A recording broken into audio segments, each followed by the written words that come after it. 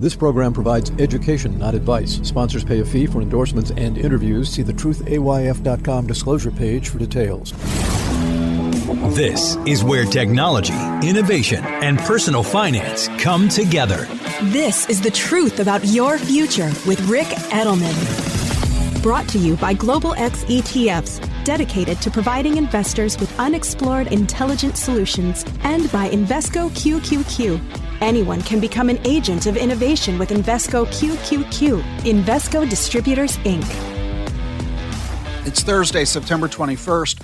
If you've paid any attention to crypto at all, then you're aware of the fact that lots of people call crypto the Wild West. I think that's a little wrong. I've called it Lewis and Clark. For sure, crypto is still relatively new, first new asset class in 170 years.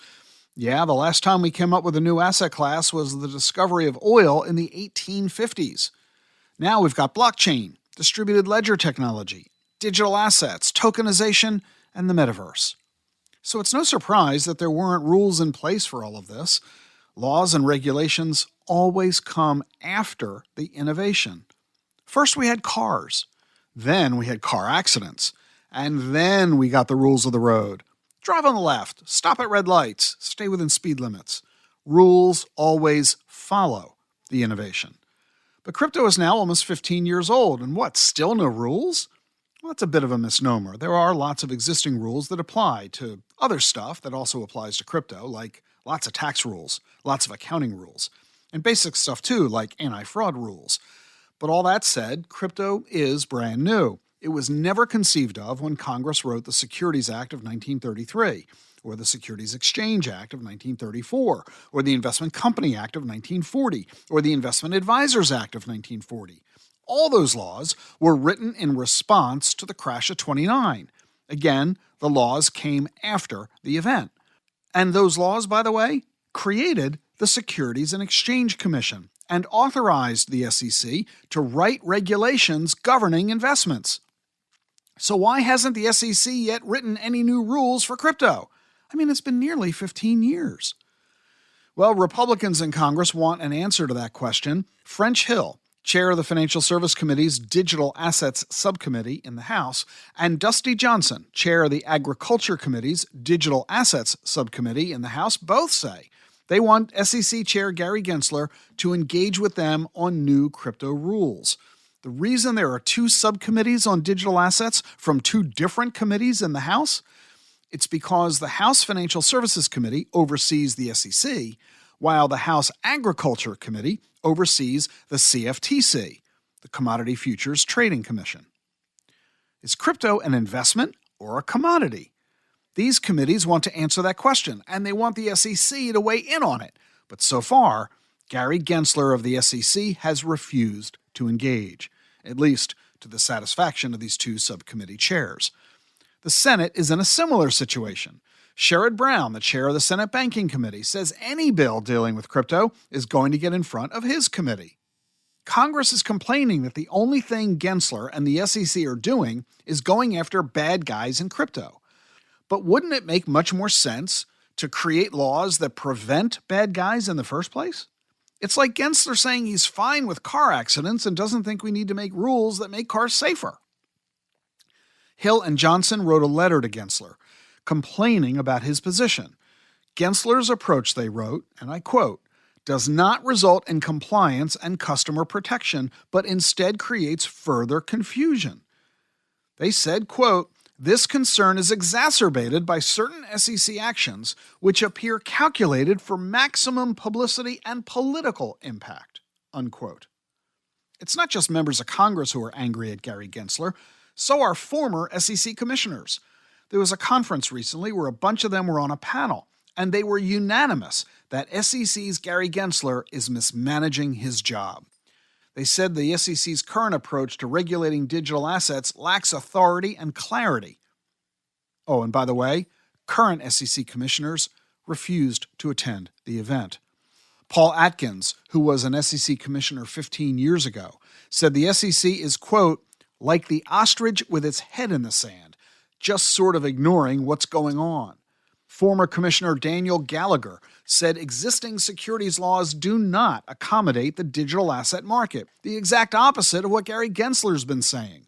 The result, Gallagher said, is that investors and investment firms have been scrambling to figure out how to behave.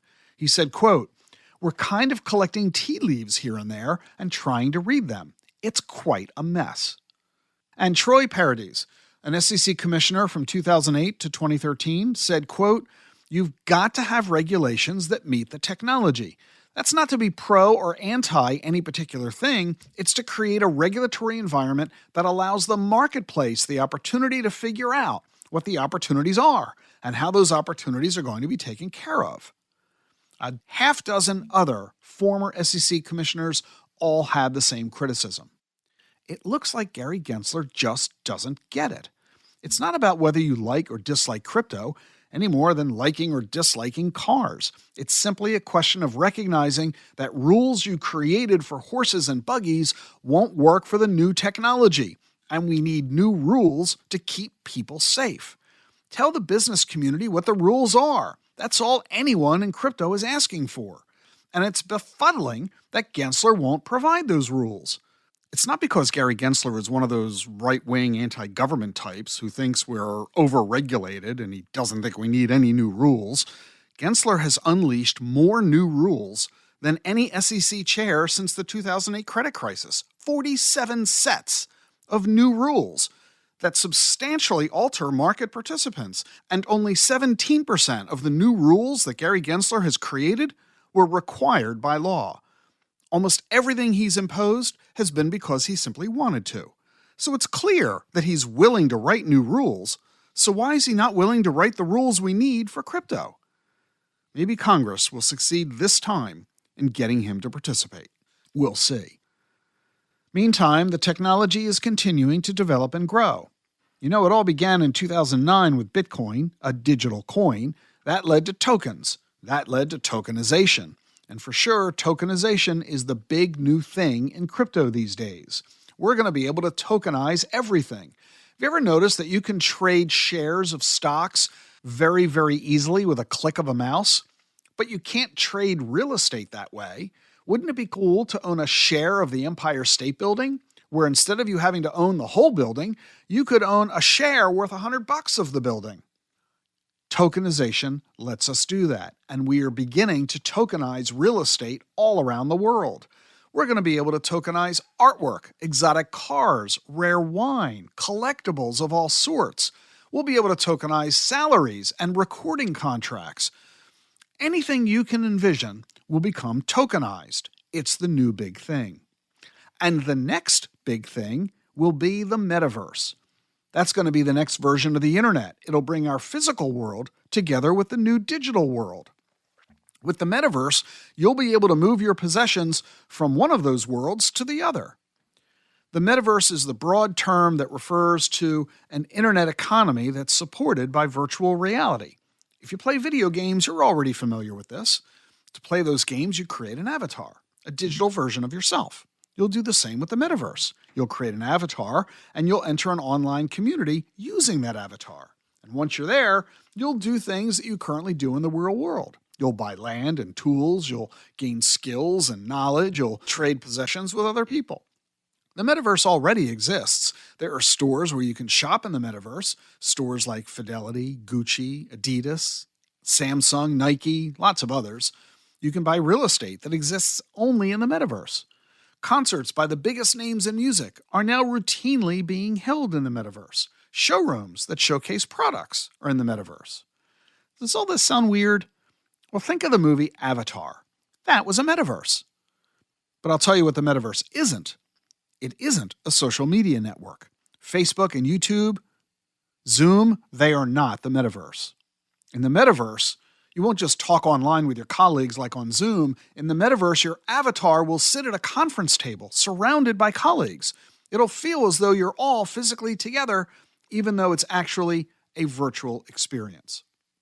The Metaverse is already changing the face of business. Facebook changed its name to Meta Platforms because this is the future. That's just the start. Last year, Apple, Amazon, Alphabet, Microsoft, and Meta, they invested a combined $150 billion on Metaverse tech. That's more than the Pentagon's entire R&D budget. If you'd like to invest in that trend like me, well, I own shares of the Global X Metaverse ETF, symbol VR. This ETF invests in hardware and software companies that allow users to experience digital realities. Creator platforms where live streaming and other media is shared in 3D simulations, creator economies where what you create you get to own, as well as semiconductors, cloud computing technology, 5G infrastructure. It's pretty broad. The Global X Metaverse ETF, symbol VR. Check it out at globalxetfs.com or ask your financial advisor about it. See you tomorrow. Support for Rick Edelman's podcast comes from Invesco QQQ. What do all the greatest innovations have in common? Agents, people who participate in progress by supporting cutting-edge ideas. Invesco QQQ is a fund that allows you access to innovators of the NASDAQ 100 all-in-one fund, so you don't have to be an inventor to help create what's next to come. Anyone can become an agent of innovation with Invesco QQQ. Learn more at Invesco.com/QQQ. There are risks when investing in ETFs, including possible loss of money. ETFs' risks are similar to those of stocks. Investments in the tech sector are subject to greater risk and more volatility than more diversified investments. The NASDAQ 100 Index comprises the 100 largest non-financial companies on the NASDAQ. You can't invest directly into an index. Before investing, carefully read and consider fund investment objectives, risks, charges, expenses, and more in prospectus at Invesco.com. Invesco Distributors, Inc. Artificial intelligence may be the year's breakthrough innovation, but it's far from a standalone technology. Massive IT networks will be required to support the growing range of AI applications. The Global X Cloud Computing ETF, ticker CLOU, seeks to invest in companies providing the infrastructure, software, and storage capacity that is essential to the next wave of tech disruptors. Investing involves risk, including possible loss of principal. Technology companies can be affected by rapid product obsolescence and intense industry competition. Before investing, carefully consider the fund's objectives, risks, charges, expenses, and more in the fuller summary prospectus at globalxetfs.com. Read carefully. Distributed by SEI Investments Distribution Co. How do advances in science, technology, and medicine translate into investment opportunity? Listen and learn. This is The Truth About Your Future with Rick Edelman.